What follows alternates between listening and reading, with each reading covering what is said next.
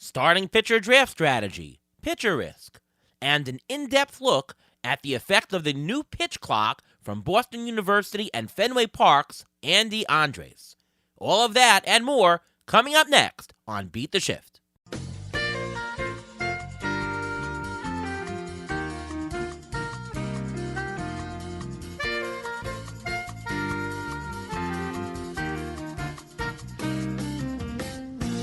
And welcome to another episode of the Beat the Shift podcast, presented by Fangraphs. I am your host, Ariel Cohen, and with me, as always, is Ruvain Guy. How are you, Ruvain? I'm doing great. How are you doing today? I'm doing great. We missed you on the last show that we did live from Arizona. It's been a little while. I know the Mets just made a bunch of signings. It's probably not going to be news to you when you hear this, but it's literally up-to-the-minute news. Brandon Nimmo coming home, and we signed David Robertson. Of course, we got Verlander and Quintana the other day. What's going on with you? Not much. Just watching what's happening at the winter meetings. It was very fun to watch how Aaron Judge was a master at manipulating his market, and especially the New York Yankees. Yeah, well, kudos to Yankee fans who are probably somewhat, I'm going to say the word relieved maybe, that their big guy is not going all the way to the West Coast. Happy, relieved, whatever you call it. Yankee fans are doing well as well. All is good in the baseball world as the hot stove has heated up, and we're back here with an episode. It's been a while, but we do want to talk a little bit about baseball, fantasy baseball, and we've got a great guest today. He is a professor of mathematics at Boston University, and he's also over at Baseball HQ. Welcome to the show, Andy Andres. How are you?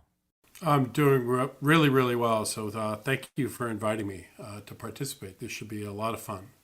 Our pleasure. I mean, I met you, Andy, maybe 9 or 10 years back when they were doing, Baseball HQ was doing the regional first pitch forums, and I came to the Boston one, and I remember you're talking about Chris Sale is that relief pitcher turned starter that this guy is going to be something. And the next year you said Justin Verlander, he is just the top of all the guys in this first batch.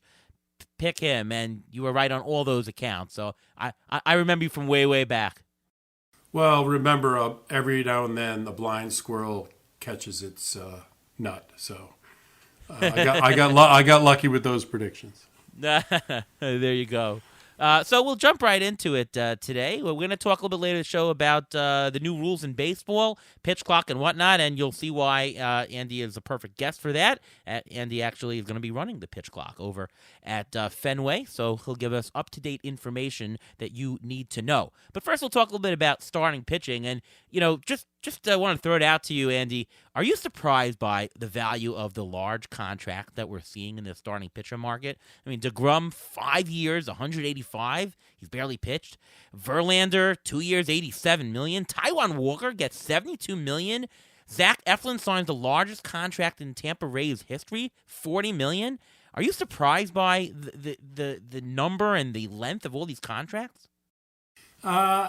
Actually, I'd say no, and maybe it's a controversial, not popular answer for people, but I really think that teams are just so much smarter about how to value these pitchers, even with the generally known concept that pitchers are less reliable than, field players and batters.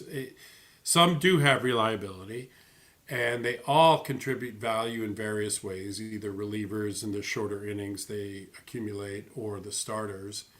So I'm not surprised at all. These teams have gotten smarter and smarter with how to value the pitchers, understand the value they bring to the team itself. So, no. I think the surprising thing might be 5 years for DeGrom, but he's been so excellent that you're not counting on that 200 innings from him. You're certainly hoping, but you're not counting on it. But even if you get your 120, you're going to get some value because he is such a good pitcher. Now, if he completely falls apart, you're screwed, and he's injured, and his career's over. But he's so singularly better than the rest that he's got real value. He really does, even in a shorter workload. Absolutely. I'm going to pose this question for you, Ruvain. The Mets signed Verlander and DeGrom walked. Do you think that Jacob DeGrom is a bigger risk than Verlander this year, or is it the reverse? Verlander, of course, 40 years old. DeGrom, he's still on the older side, but he's a couple years younger than him. He's had his arm trouble, elbow, shoulder. Verlander, he is coming off of Tommy John surgery a couple years ago, but he pitched 175 innings this past year. What are your thoughts about the risk between Verlander and DeGrom? Well, I actually think there's still more of a risk for DeGrom. DeGrom had only 12 starts in 2020. He had 15 starts in 2021, only 11 starts this past year.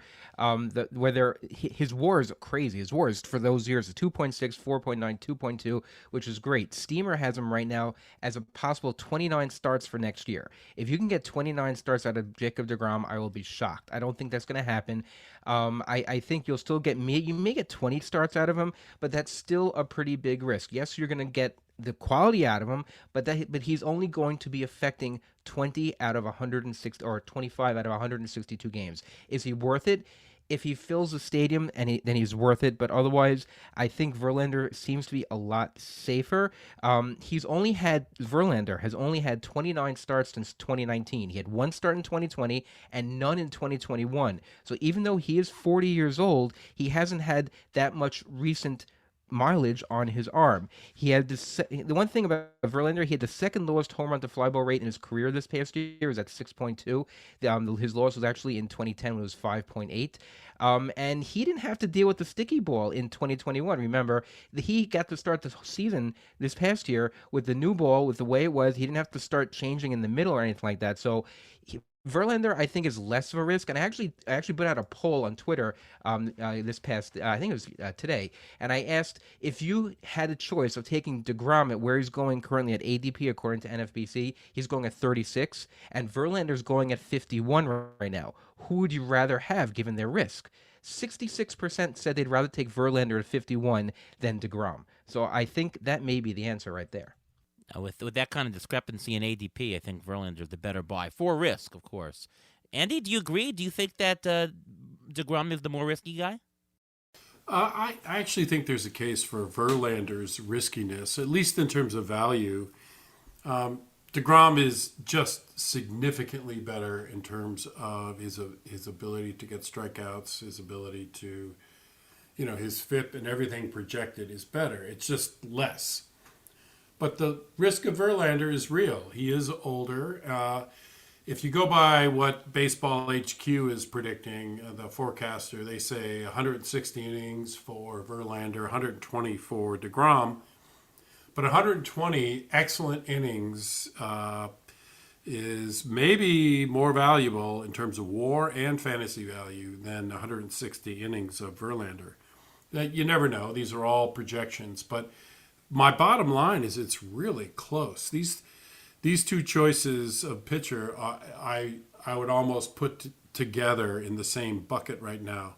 But given the ADP difference, if that's real, if I see that going into one of my drafts, I'd wait for Verlander because the market is saying there's a big difference, and I don't see the big difference. So I agree with Reuven there, and you. If the ADP's about 15, 20 separate between their draft position, I'd probably go Verlander and wait to get him a little later and get a bat in there before I took a starting pitcher.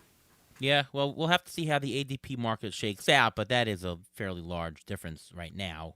I like to split the risk between these guys into two buckets. One is the risk of poor performance, and the second is the risk of no performance, meaning just missing time for injury, and the other is pitching badly.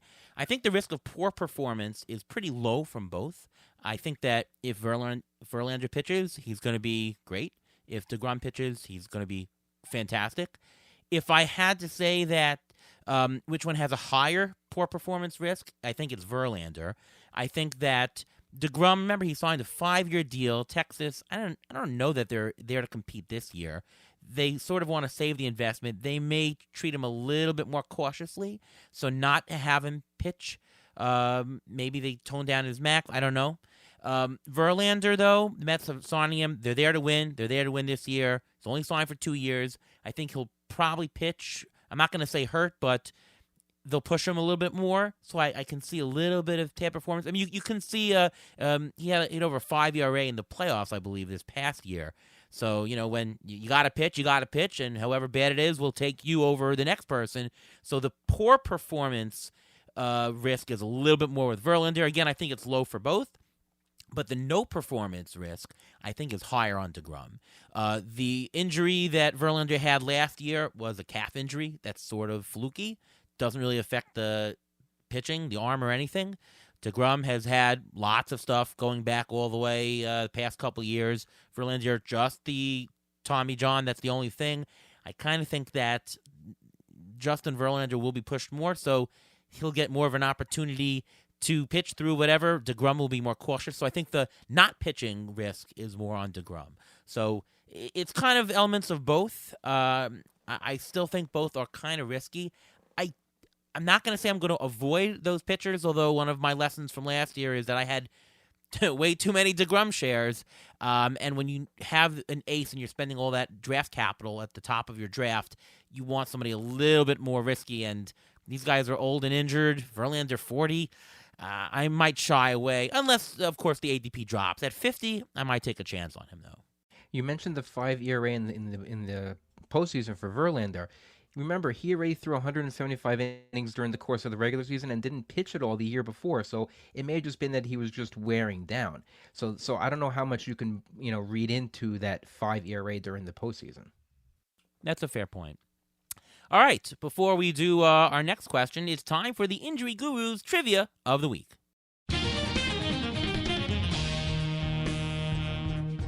Well, we're going to be talking about pitchers now who have pitched or have reached a certain amount of innings, whether it's 200 innings or something like that. Last year, 18 pitchers threw 185 innings. Okay? How many of them did not finish in the top 30 ranked starting pitchers in a 5x5 league? So how many of those did not finish ranked in the top 30 of fantasy baseball in 5x5? Top 30 pitchers or top 30 overall? Pitchers. Well, good question. Andy, any guesses? I'll say only about 7. How's that? That's a pretty good guess. Ariel? Yeah, I'll go with 8 to Price is Right you. Well, answer is 6. 6 pitchers wrong way. From the pitchers who threw 185 innings didn't finish in the top 30, which shows how valuable those pitchers who throw a lot of innings are. And those 6 pitchers happen to be Merrill Kelly, Adam Wainwright, Martin Perez, Robbie Ray, Cal Quantrill, and Logan Gilbert. Those guys pitched over 185 innings, but didn't rank in the top 30 starting pitchers in fantasy baseball. So it just shows that 24 of the pitchers who threw all those innings were so valuable, and it's a matter of whether or not this can happen again, because in 2021 there were 11 pitchers who did it. In 2019 there were 24 pitchers. 2018 there were 25 pitchers. 2017 there were 29 pitchers. 2016 39 pitchers threw more than 185 innings. Andy, how many pitchers do you think are going to throw between 185 or on 200, even beyond 200 innings next year? I think it's going to be very similar to this year. I think the teams are sort of figuring out the right balance of workload for starting pitchers. And your stat about 24 out of the 30 being very valuable seems to sort of make sense, because teams understand even there are certain types of pitcher who can last, and they can last 6 innings a start, 7 innings a start, maybe even more. And they can withstand the workload and still pitch at a high level.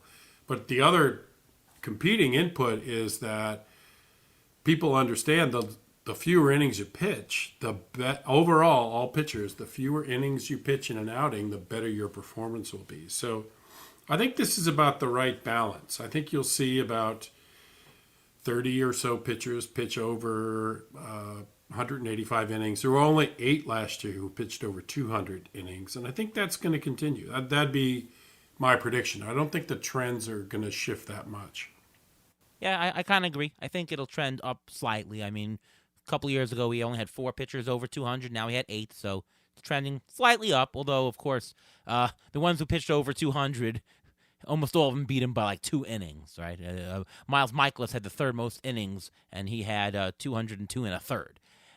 So I tend to agree with Andy that that's going to go up a little bit. The one anomaly in all of baseball is Sandy Alcantara, who not only pitches and he had the most innings pitched, but he goes into the 8th inning in most of his starts. You know, his average inning pitch per game started is over 7. Like he's making it almost the whole way. That is very much an anomaly. But most teams are treating pitchers, as you said, you know, pitch less. We'll have a bullpen. You'll be more quality. Some teams don't even let a pitcher go to the 3rd time around the order, much less the 4th or so. So I agree with that.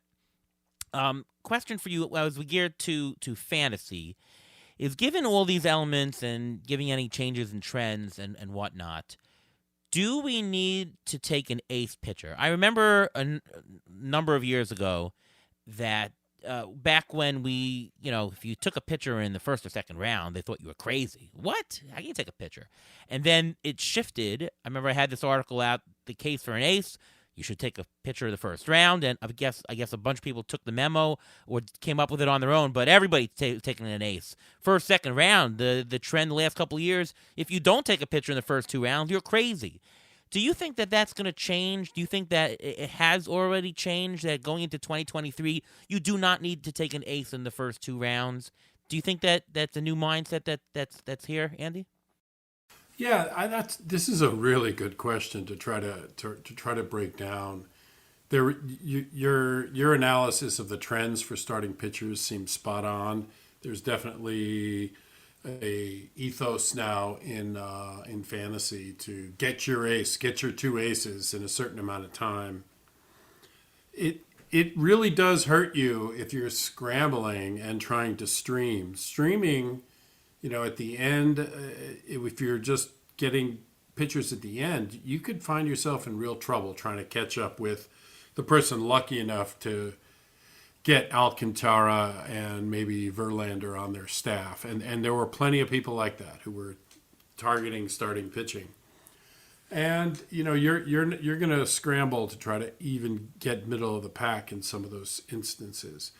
But, you know, a lot of times you should zig when everybody's zagging. So, you know, I'm sort of on the fence of this. Generally, I'm in the camp, like, I want to get a stud pitcher, you know, the list of 4 or 5 of the great ones, and have it be reliable, have it be this kind of Garrett Cole reliability, who's just going to keep, you know, starting every 5 days. I think there's real value in that. But at the same time, I don't want to have to scramble to fill in my shortstop, second base with some minor players as well. So it's a real delicate balance. I would answer this yes. For 2023, every league I'm in, I'm going to target an ace pretty quickly. All right, Ruvain, do you agree with that? I'm going to say yes, but with an asterisk attached to it, because I was thinking about this question and about getting an ace. Now, what do you consider to be an ace? Is it someone who has over 200 strikeouts? Charlie Morton did that last year. Is it someone with an under 3 ERA? Jose Quintana, Martin Perez, Tyler Anderson did it. Is it someone with a whip under 110?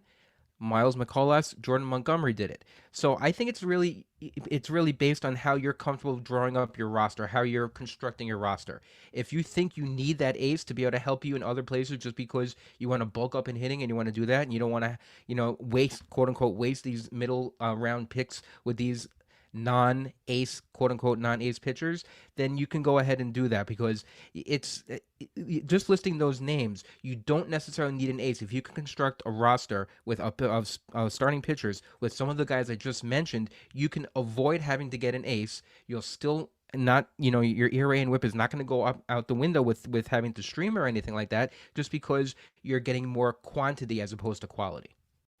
To me, the answer is, what part of the pitching curve is fungible and what part of the pitching curve is not fungible. And you want to play in the area that is fungible, because if there's 10 like pitchers, that doesn't really matter. Just get the cheapest, right? You want to play in those areas.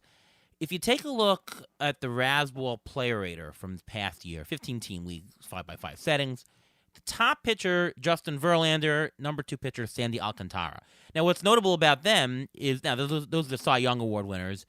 Verlander's value for this year, 32, Alcantara, 28. Now, those are excellent, but they're not at the level that they were 4 or 5 years ago, where you had the Kershaw, who was worth 45-50, where you had Sale worth 45-50 at the top.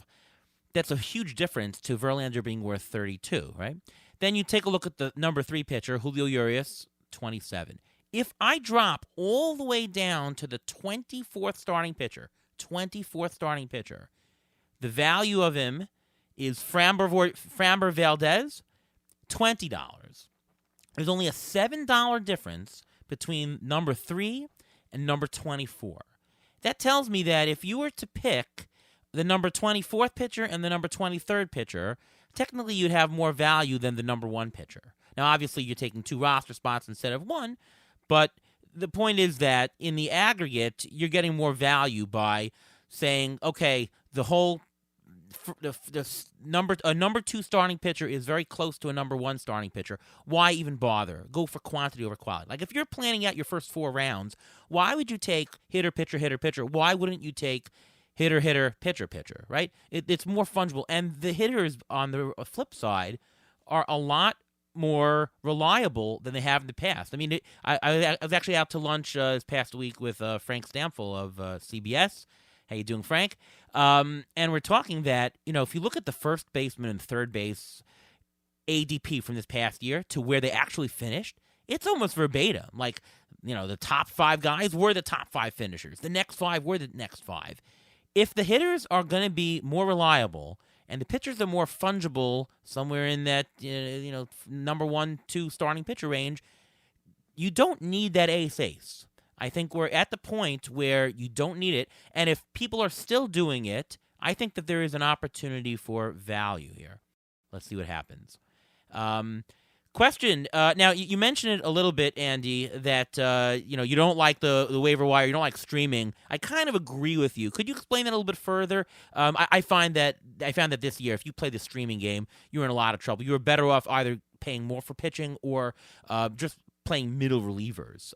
Could you explain that philosophy a little bit more? Yeah, so I'd agree with you around what you observed about streaming. Streaming was harder this year. And I think what it is because it's becoming much more of an accepted practice. In other words, the more owners in your league that are doing it, the less likely is you're going to find that really good streaming option available. I think that's kind of what happened, and which is the nature of things. Good fantasy strategies do expand within leagues. People learn about things, and that's why I think you might be right. You've sort of talked me into the idea of the first question: do you need an ace? Your analysis of the dollar value in 2022 of starting pitchers, I hadn't seen that well enough, and that convinces me again. Maybe I should say no to that and zig while everyone else is zagging. Like, do wait on starting pitching. And I just think streaming is hard. Now, the irony is I'm a massive streamer. Wherever I play these games, I am hugely streaming, hitting, and pitching. At the end of my roster. And thankfully, most of the software allows you to, pick 5 or 10 or 20 even choices really cheap to replace some of your players. And so that's the irony. I stream all the time, but I think it's just getting less and less effective as everybody else is doing it. Yeah, that's 100% true. And looking at the values at the bottom, I'm sort of seeing $7 as the break point, where if you were, the $7 pitchers and above pretty much came from the draft, and the pitchers under 7 really didn't. They're just very fungible. $2 guys, $3 guys, very fungible, not for not much value, right? Guys who were streamers sometimes had a good outing, sometimes he got blown. It wasn't all clear that the matchup really helped. Very, very hard. And middle relievers came up as more values, right? There were more middle reliever values that actually made it into the into the final valuation player pool, the active pool, that if you really wanted starting pitching, you really needed to spend not at the top, but in the middle, and grab it. So I'm almost advocating, not saying you should spend less on pitching. I'm almost even saying you should spend more on pitching, but I'm sort of advocating the distribution of pitchers is different, that you don't need your ace and just say, well, I'll pick up a guy on an ace and I'll pick up a bunch of $1 pitchers and we'll stream. You sort of need to get the $22 one, $22 one, 22, a 10, a 10, and a 10, or something like that in the middle. Ruben, you agree, disagree? But even doing that, you're still going to end up streaming just because of how many injuries there are during the course of the season. Just because of that alone, everyone ends up streaming at some point, unless they just want to try the method of not worrying about the wins so much and just throwing out the middle relievers. They can do it that way if they really want to.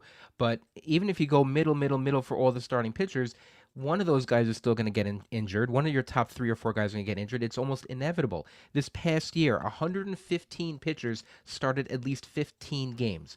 That's a crazy number, and that's actually down from what it was before. In 2021, 143 pitchers started at least 15 games. So there are starters out there where you don't have to stream those guys who are fringe guys, who are not going to make those 15 starts, because those are the guys the teams don't necessarily trust. And if the teams don't trust them, why should you? If these guys are settled into their rotation, if they're a number 3 or number 4 starter, that's fine. But maybe you should try to avoid streaming just the 5th starter or the guy who's going to be following the opener. Those guys are not necessarily the ones you should be streaming. You should be try to stream, if you can, someone who has a better chance of starting more starts, just because maybe their streamer will turn into a starter, and then you don't have to worry about streaming that spot.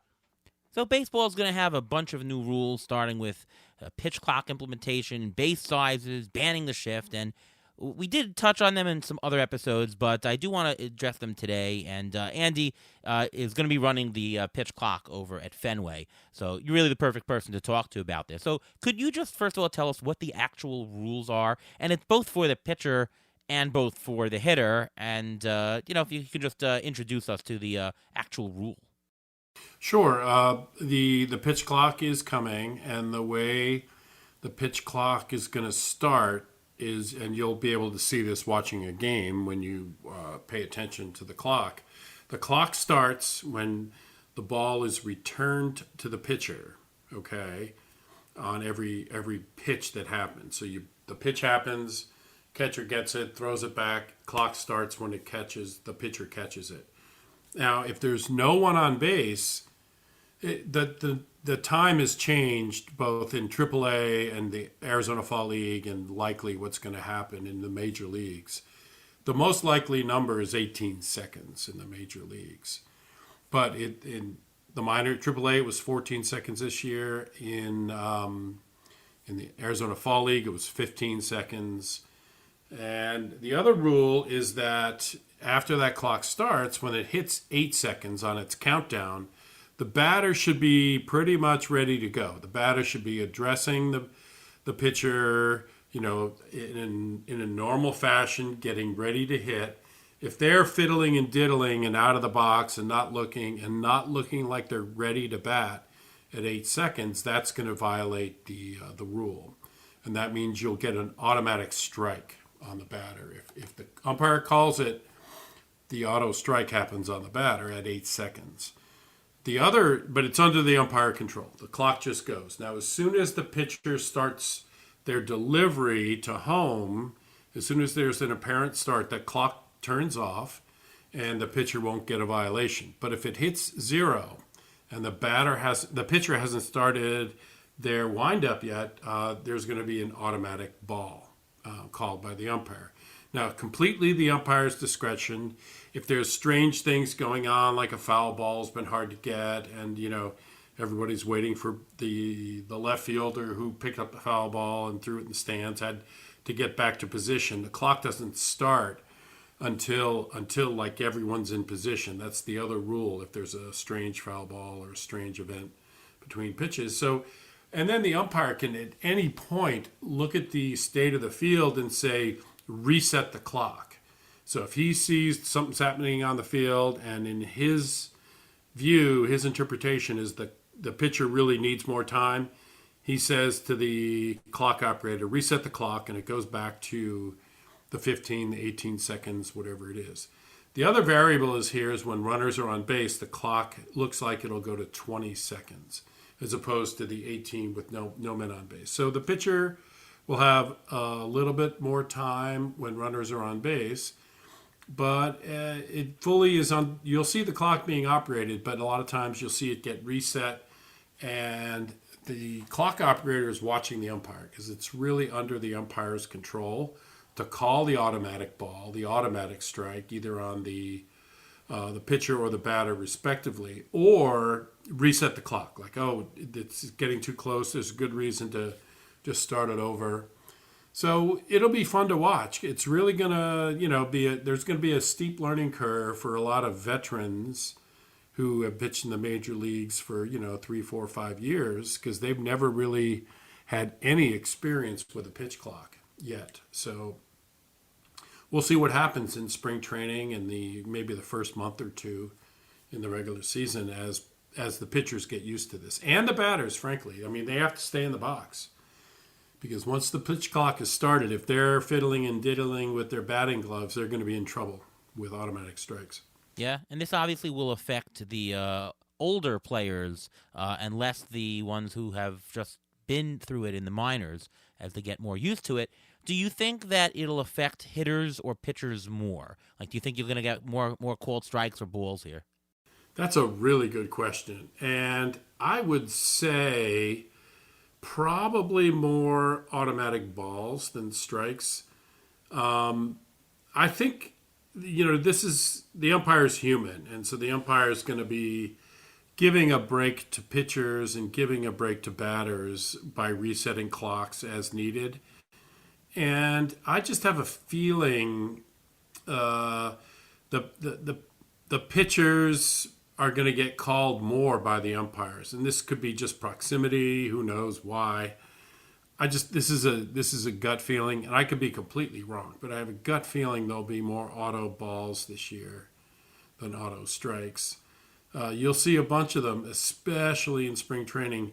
And the other variable here is how umpires are going to comply with doing these rules. I've watched umpires over the last 13 years very closely in my role in the press box working for MLB in different ways. And some umpires are very compliant with the rules, and some umpires aren't really necessarily up and down complying with all the new rules coming down from the commissioner various ways. I've been told that the umpires are going to be informed your evaluation depends on this, that you're doing this right. If that's the case, the umpires are going to be very much in line because they all want to get good grades in their work. But if there's any sort of looseness around this, around the umpires not truly being evaluated on their ability to manage the pitch clock, then you might see a real difference between umpires. I hope not. I hope they all are compliant and they all call the rule the same. But gut instinct, I'm going to say more automatic balls than automatic strikes. No, I actually have a question. I don't know if you're going to have the answer to this, but the violations for these rules, are they reviewable by replay? Are they going to be reviewable by replay? Because I'm sure there are going to be some people who are going to be complaining about it. And so I'm sure that's going to be a question that comes up. Yeah, I'm sure there'll be tons of complaints. You will see lots of pitchers throwing up their arms and going, what? And they'll try to explain away why the clock ran out. Same thing with batters. There's going to be complaining to the umpire who calls automatic anything. That's inevitable. But it's not reviewable as far as I know. There's nothing to review there. The umpire is going to see the batter not in play in position to bat at 8 seconds. The first thing I'm sure they're going to do is say, hey, Brandon Nimmo, you got to get back in the box. Get ready. You're going past time. And he's going to hit the reset. Everyone's going to get back on track for that pitch. But if Brandon Nimmo does this 2-3 times a game, he's going to get dinged pretty quickly. And then he's going to throw up his arms and complain. I don't know why I'm picking on Brandon Nimmo because he signed for a lot of money, so he's a rich guy. He can take a little criticism, but I'm not even sure he's really a violator of this. He's just a name in my head. But the thing is, you're going to see complaining. You're going to see it's not going to be reviewable. It's at the umpire's discretion to really call this, and there's no ability to challenge it. But there will be complaints. Trust me. I mean, you will see pitchers and batters throw their arms up, catchers turn around and say something to the umpire and point to like the foul ball that just happened. I mean, I think this is all in our future. But end of the day, if you'd have asked me if I was in favor of all this, pitch clock in the major leagues, if you asked me 12 months ago, I'd have said, oh, it's a bad idea. There's no need for it. The game's great. But then I got the chance to run the pitch clock in the Arizona Fall League just recently, and it is great. Let me tell you, it is a great way to watch baseball, to see everybody just getting ready to play for the next pitch. There's no more delay. It is really a better game. And so, strangely, I was a skeptic of the whole rule change and how it would look. But now I'm a convert. I truly believe we will all see the benefits to pitchers, batters, catchers, everybody just speeding up a little bit just to try to make the game go a little faster. It's not going to be a huge effect, maybe 10, 15 minutes on game time, but for the lords of baseball, the people running everything, I think they think that's a big effect. And in a way, I've been converted. I see the value. So we'll see. Again, these are all predictions. Yeah, and back to the complaining. I was at the Arizona Fall League this year, and there was one pitch where they called for a violation. The pitcher didn't take enough time, and you see him touching his face. He can very audibly hear to the umpire, I got something in my eye. You're gonna see that kind of stuff happen. It's gonna be fun. Yeah. And by the way, a question for you who's running it. How does it work with the umpire? Do they have the reset button on them? Do they have a microphone straight to you saying, "Hey, Andy, reset the clock to this"? How does it work? So in Arizona, when we were training on the pitch clock at the Arizona Fall League, we were trained to watch both pitcher and umpire simultaneously, really watching both. We had to watch the umpire for his reset signal. There was a new signal in their repertoire, which meant reset the clock. So we're watching the umpire for that reset signal, and we're also watching the pitcher to start his windup, because both those things impact the clock setting. And they have said, after the Arizona Fall League was like a testing ground, there was a great testing ground in the AAA, but this year they brought the major league pitch clock operators to Arizona, a bunch of them, to try to practice. And, we'll see. I think there might be a buzzer / microphone system. It could be that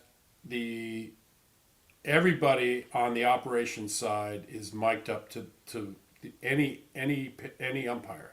The umpires might all have microphones next year, and maybe it's just the buzzer system, but somehow they're going to signal either verbally or through some signal which says reset the clock. And again, these things are going to have to work themselves out. I'm sure the pitch clock operation in 2023 is going to evolve and change. By 2025. There'll be a different set of rules. Sure. And by the way, are you going to be sitting close to the field level, or are you going to be up in the press box? Everyone has said it's likely the press box. Yeah. Okay. Right. Where the pitch clock. There actually is a pitch clock operator for the past 4 or 5 years at least. So they've always. By the way, Ariel, press box. you asked who's going to get most affected by this. I actually looked up who were the slowest between pitches for pitchers. And tell me if you see something in common here. 10 of the slowest pitchers in baseball between pitches: Ryan Helsley, Giovanni Gallegos, Devin Williams, Kenley Jansen, Kyle Finnegan, Josh Staumont. The fastest pitchers: Jake Junis, Brent Suter, Brady Singer. So if you notice, I think this pitch clock is going to affect the relievers more than the starters, because the relievers, they're always catching their breath. They're thinking about the next pitch. They're doing so much more in between. I mean, Kenley Jansen's windup, when does his windup start? I mean, it's a very long windup. So these are the pitchers I think are going to be affected the most with this pitch clock. Yeah, and my question to you, Andy, is that, in terms of who's affected, I kind of think that what it might be for, at least for some of these pitchers, if you're limiting the time between pitches, especially maybe for relievers who throw 99 on the gun, they're they make a pitch, then you sort of have to catch your breath, wind up to get that max effort, come back again, and if there's less time between pitches, aren't you going to get less of an effort? Like maybe that'll cut a mile or two an hour on the pitch, and maybe there'll be more hitting because of that. Is that a side effect? And of course, I'm thinking out loud that are you going to see catchers do funny things like, because the clock starts when the pitcher has the ball, maybe the catcher will take a minute, throw slowly, lob it over, anything to give that pitcher the couple of extra fractions of a second so that they can reset themselves. I think you'll see catchers do it for certain pitchers who need a break, who need a longer time. But again, the umpire is in charge, so the umpire can just say to the catcher, "All right, I'll give you one more of these lobs or one more of these screw arounds where you do something, but you got to get back, you got to get quicker." And if a catcher doesn't respond, the umpire can also call an automatic ball on the catcher if he sees sort of these shenanigans you're talking about. So, Gotcha. the umpire is given a lot of leeway on interpreting this. So if they see the pitcher catcher in delay, either by the pitch clock goes to zero or other shenanigans, they can call them out and they can give warnings verbally. And even though we'll never know these things, it's not like there'll be a warning and it's signaled to the whole stadium and everyone knows it. Since it's under their control, they can say something like, "Hey, let's get it together. You can't do that. I'm going to call the next one." And I suspect that's probably a conversation that might be happening next year. But again, we're not privy to that. But I know the umpire is in charge, and if they see catcher shenanigans, they can call an automatic ball. Right. Well, so what is the official rule on the throwing over? I know that pitchers are now limited to just a couple of times throwing over, and then they have to make a pitch. Well, what is the official rule on that? I think you just said it as well as you can say it. They don't have many pickoff attempts. They can't, the third pickoff attempt is a balk. So now what this means, remember when the mound visits came in, and I wish I knew what year it was, but I don't know, 4 or 5 years. We've had the mound visits rule. Do you remember when that came in? A couple of years ago, yeah. I think it was maybe, let's call it 3 or 4. Whatever it happened, they said 6 mound visits is the limit. And then the next year was 5. They tweaked the rule to 5. And I go to a lot of games. Have you gone to a game where you've seen a team max out the mound visits to 0? No. I've seen it once in all the games I've watched. I watched a lot of games. And the point is, teams adapt to the rule and they don't push the rule to the limit. So what I think is going to happen is you're not ever going to see 2 pickoff attempts in any given plate appearance. You're just not, because that's too risky for the defense. You're going to see 1 max, and that's my prediction. Is that only 1 throwover. They're not going to risk 2 throwovers because they know that increases the green light for the runners that are on base. So just like the mound visits, I think teams aren't going to risk getting to 2 pickoff attempts in an at-bat, unless in very kind of weird circumstances. It might happen here and there, but as a rule, they don't want to risk going into that third pickoff is a balk situation. Yeah. So We'll see. Again, these are all just my predictions. Yeah, no, that's a uh, good one, and that will cut time because you're not going to yes, have many. As you said, you probably just have one throw over max. I So think that's what the effective outcome of the rule is. Just that you sort of have a one max throw over. That's the effective rule. You're allowed two, but once you get to two, it gets super risky. It doesn't get super risky if Vogelbach's on first, or you know, I don't know. Kyle Schwarber's pretty fast, but other non-stolen base people, you know, right, I think you could probably do it a second time with them because they're not likely to go over, you know, steal And the base. and But I also think stepping off counts as a throw over as well. So they're going to limit the amount of times they can step off as well. I think, correct? right, the step off, especially the step off with nobody on base, like if a pitcher needs just a moment, that doesn't stop the clock, so the clock keeps going.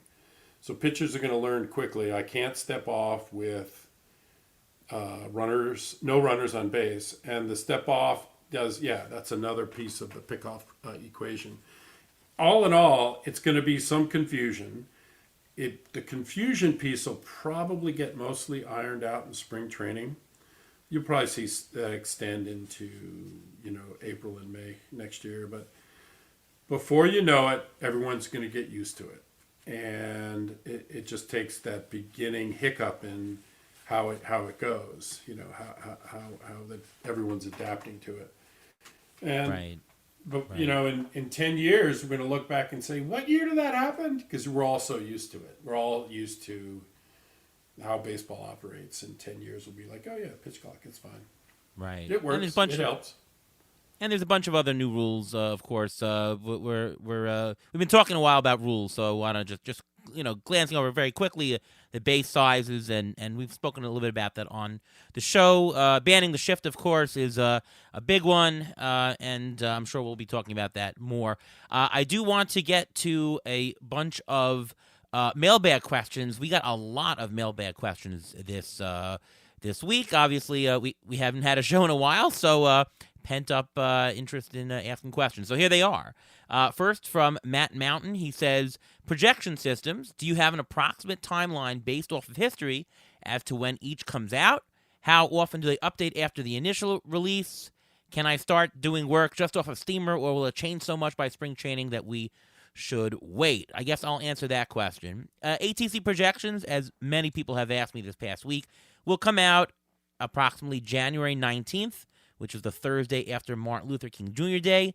I almost always make that date, and usually it's a day earlier than that, but that's the date. I, of course, have to wait for others to drop their projection systems, otherwise it won't be credible, and that's about the right date.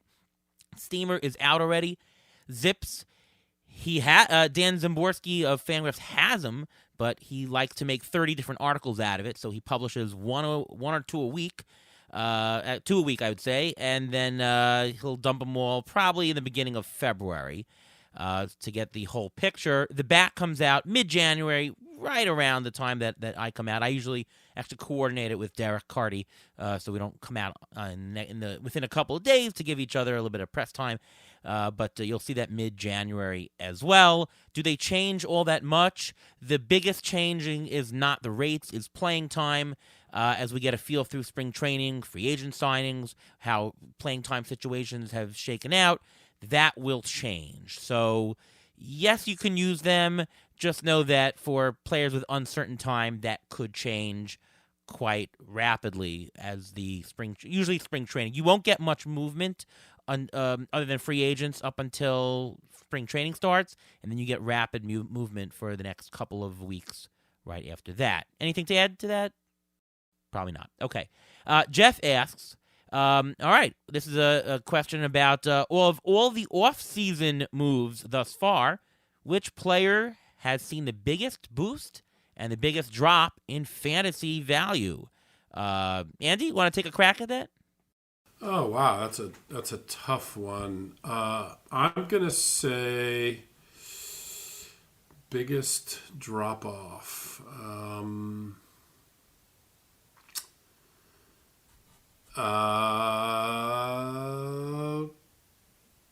Would You call City Park a pitcher's park? I would. I don't know what you guys think. You guys know the park better than I do. Yeah, for the most part, they are bringing the right field fence in a drop. Just a drop. Okay, so it's not gonna be Verlander. He's gonna be happy, but he is moving from a division where the team dominated, and he dominated, into a division that is probably a little more even-handed and competitive. So the schedule is changing too. So having the balanced schedule is going to impact that a whole lot. So I'm not going to go with any pitchers. Does Ruben have an answer while I dwell on who might have signed and did well? Ruben? Yes, Ruben? I do. I do. I actually have a gainer and a loser right now. The gainer would be Xander Bogaerts. He's going to a much better lineup. The stadium is not that great compared to Fenway Park, but he's going to a much better lineup. So I like his output to be boosted just a little bit, just because he'll have more people on base ahead of him. He'll score more runs because the lineup is a little bit more deeper than Boston's was the last couple of years. And the biggest loser right now, I think, just happened today. David Robertson, he signed with the Mets. He was a closer last year. He's been a closer for many years. He's going to be the setup guy, so he's not going to have that closer value like he had in the past. I actually disagree on Bogarts. I think that the power numbers are going to drop off significantly, I think. And in terms of RBIs and run production, good lineup, he's had very good figures in Boston. So I don't know that he's going to really gain all that much. I think he's going to lose more than he's going to gain, actually. I wouldn't have said him. I think in terms of gain, to me, it's Jose Abreu. I think that going from the White Sox to that really good Astros team and Park and everything, I think Jose Abreu really goes up a lot. I'll throw in two other. I think Rizzo's goes up, but actually mostly because of banning the shift. Not so much because of him. And if there was any uncertainty of Rizzo leaving Yankee Stadium, so that went up. And Jameson Taillon, I think that he's going to be in an easier division, should have success. I think his value should go up. Going down, maybe even it's Bogarts for me. I think DeGrom though that should go down. Park down. Texas not as good a team to help him have wins. Probably that. Anything to add, Andy? Yeah, I'm going to go with a strange one. I'm going to go with Kyle Gibson as moving up. Now, the Orioles probably are going to have regression, but the park is built now for right-handed pitching, and he's going to the Orioles. And so I think he's going to be sort of an afterthought for many folks to a guy maybe at the end of a draft or an auction that people should maybe just throw in there, because I think the park is going to help Kyle Gibson, and so that's a strange off the beaten path pick for a gainer. In terms of I don't know what to think about a lot of these signings. I do think that Bogarts will thrive. He is such a nice hitter. I've seen that guy for so often, so many games the past since almost 7 years now, and he's not going to be Aaron Judge. Aaron Judge is a totally different hitter, but in this kind of good strike zone management, good solid contact guy with a good glove at a high leverage, high on the defensive spectrum position. I think Bogarts is going to surprise a lot of folks, and I don't know what it means for Tatis. I think fundamentally, you're going to see Tatis move to the outfield. Oh, for sure. They've got Kim and Cronenworth too, right? Yeah, well, Cronenworth could be at first. Their first baseman, they just let go. So I think their first base and DH are going to be positions that the Padres used to fill in with Tatis, maybe. But Bogarts showed his glove pretty well this past year, so I think he's going to get lots and lots of playing time. over his career, he's going to move across the spectrum, maybe to third, second, first, DH. But for the next year or two, Bogarts at short for the Padres is kind of a good thing. I think Bogarts is going to have real value, and he's just very fun baseball player to watch. So I'm sorry, I'm not. Says the Red Sox fan here, of course. No, I've enjoyed watching him over the years. No, I really have. Yeah. No, I think he's a pretty solid guy to have on your team too, not just like clubhouse guy, like a makeup guy. And, right. He's not 60 home run guy at all, but he's high contact, high average, high on base, depending on your league rules. I think he's going to be fun, and he's very injury free. He doesn't seem to take much time off. He's very reliable that way. So since 2015, what has been his worst batting average, Bogarts? Good question. You must know the answer on top of your head. I have the answer. Yeah. I'll say 286. How's that? A little bit lower than that, but not far off. I'll say 282. 273. That's only 1 year. Oh, okay. The second worst has been 288. So that's pretty darn tootin' good. That's high above league average for. Yeah. I mean his career BABIP is 336, which means that you're just going to expect to get a very high on base, right? You know, he's gonna find the holes and get hits. All right, another question from Physique Fan. How will the balanced schedule impact projections? I mean, it's sort of the projections that actually look at the schedule and use park factors to determine, how much of each player is going to face each other team and all that. I mean, I think you're going to see AL East, NL East pitchers go up.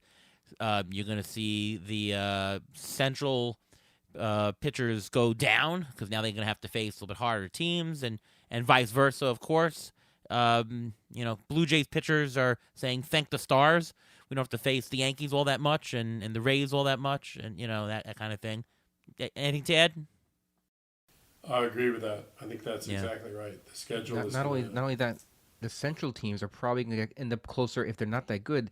You can have a Central Division winner that's going to be much closer to the 500 record just because they're going to be playing the better teams more. They're not going to like.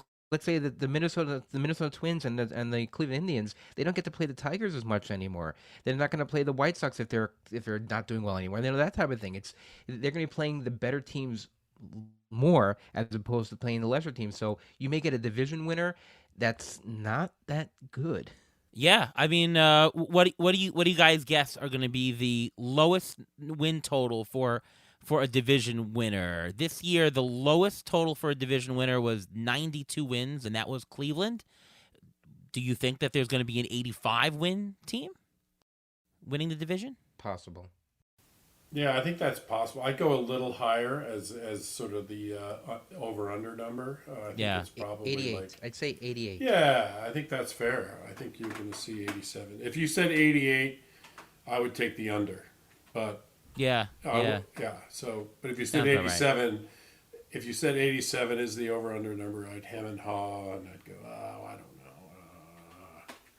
know. Okay, 80. I'd take the over. I don't, but 8. I think that's why I like 80. I think it's going to have a real impact, just like you said.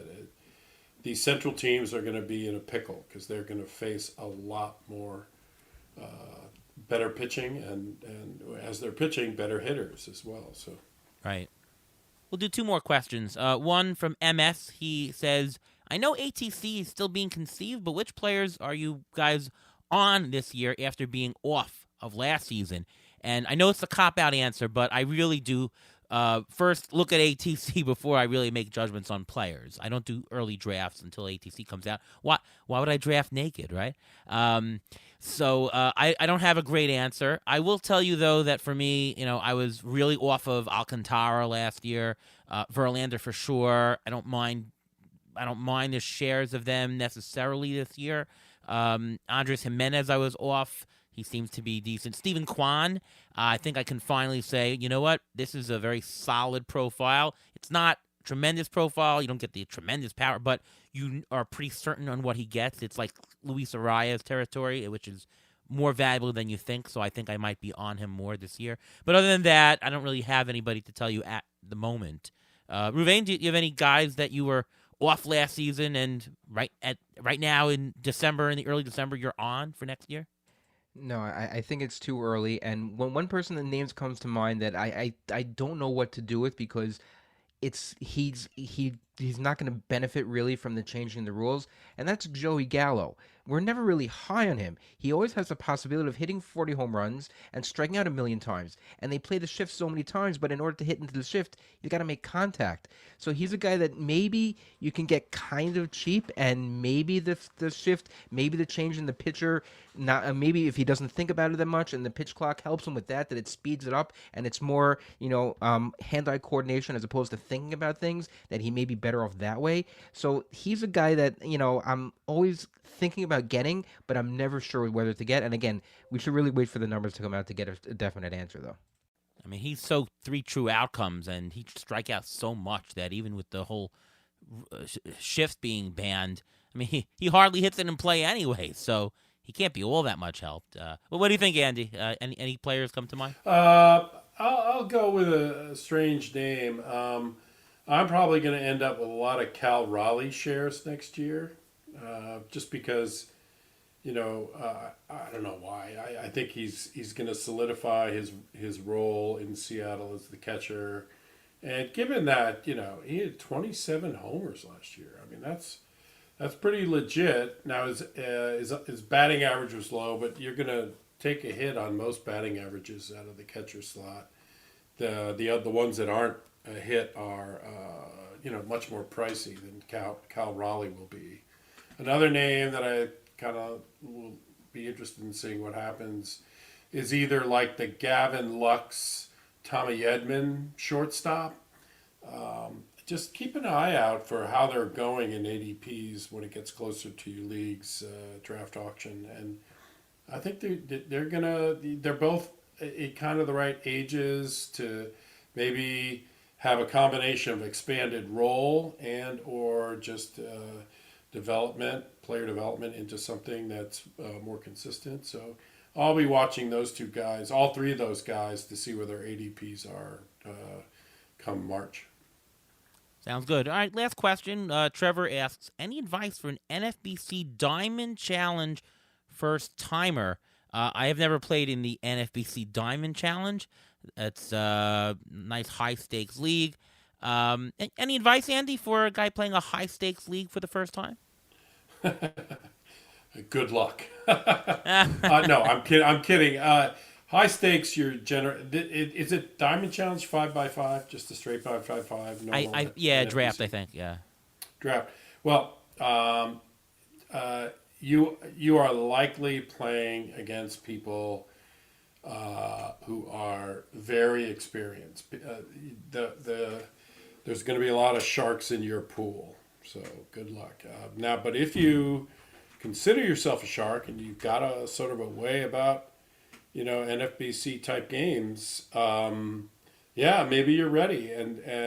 But I would just sort of be cautious. There are lots and lots of very good fantasy players out there who spend a lot of time doing this games quite seriously. And when it's high stakes, generally, that's where a lot of these people end up playing, and they are looking for newcomers to join their leagues, join their competitions, because I think they're just Anything to add, Ruvain?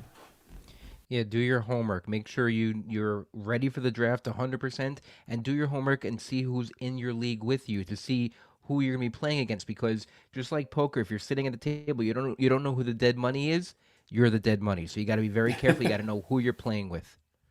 I'll add a couple of pointers. One is time. It's a time investment.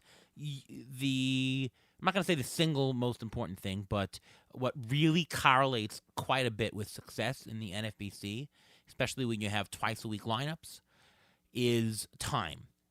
You have to be able to invest your time and really give it time and really check out the waiver wire, really see who you're going to drop and really look what other teams have. And investing time and look what matchups are the coming week, what matchups are in 2 weeks and 3 weeks. If you're not going to have that serious time investment, you won't do well.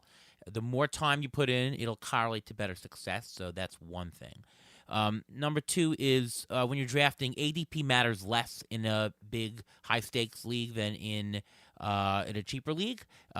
People are paying a lot of money. They're going to do what they want to do. So the ADP, I'm not going to say it goes out the window, but I'm going to say it matters less. So you should be more inclined to get your guys. Don't play the ADP game where, well, I can get this guy 2 rounds later. Like, don't do that. Don't assume the ADP is all that correct. It's definitely not going to be as much. The other thing I'll say is that you need to get lucky. And what I mean by that is don't just make risky picks, especially earlier on, and say, well, if this guy hits, if I pick DeGrom here, and if he hits, he could be the best guy in baseball, so let's just pick him. You're not going to win by making risky picks. You're going to win by accumulating value, and you need luck, so you need to get lucky somewhere along the way. You need to get a 20th rounder that really is a 10th rounder. To do that, it's not about making the risky picks earlier on. It's about banking that value so that when you get lucky with some couple people down below, that will add to your value and propel you up, right? You're not going to win by no luck. You're also not going to win if you don't have enough value so that when you get the luck below, you're going to propel. So value is really my answer. It's really the way to do it earlier on. Limit risk earlier on. And I'm not going to say take shots later on, but you can gamble a little bit more, do it later. All right, injury time. Ruvain, it's been a little while, but you have a couple of guys to update us on in the offseason.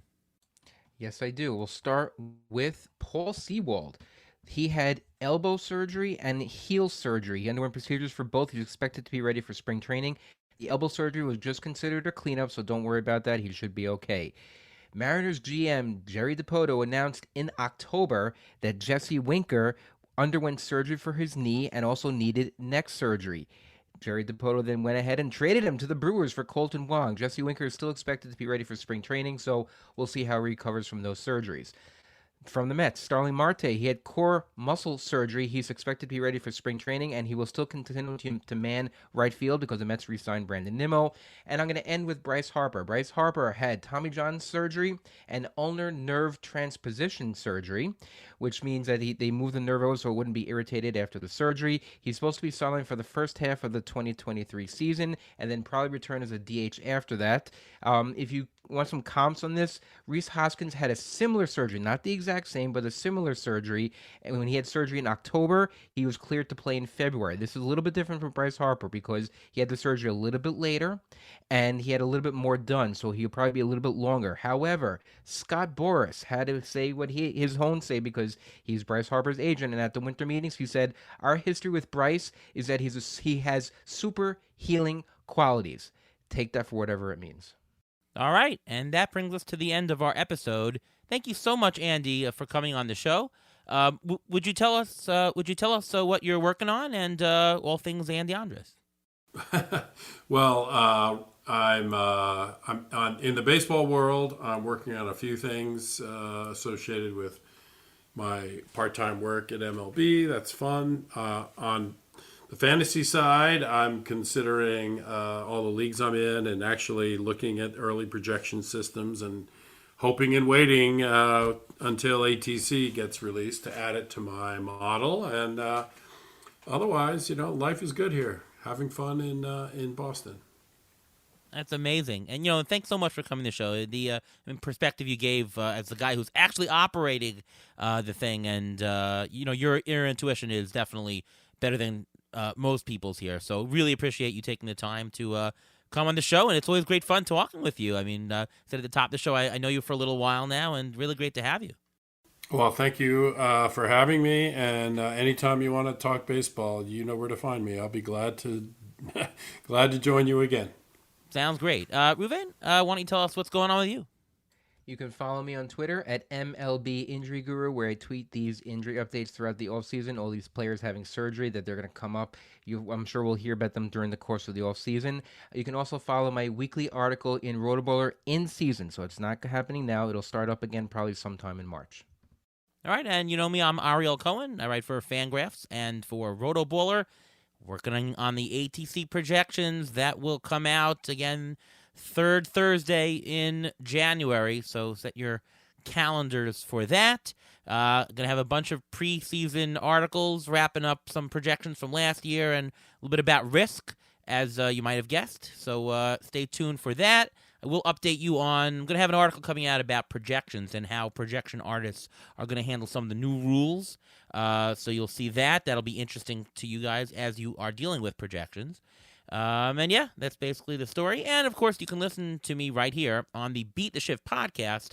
I'm not sure if we're going to do weekly in the rest of 2022. We'll do at least one show. But once we get started to January, we will be back to our weekly slot as usual, as it's going to be draft season before you know it. All right, so once again, thank you so much for our guest, Andy Andres, and from all of us here at Beat the Shift. We'll see you next time.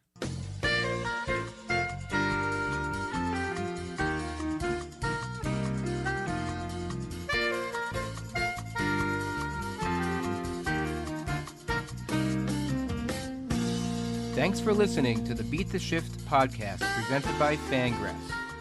Follow us on Twitter at beat_shift_pod.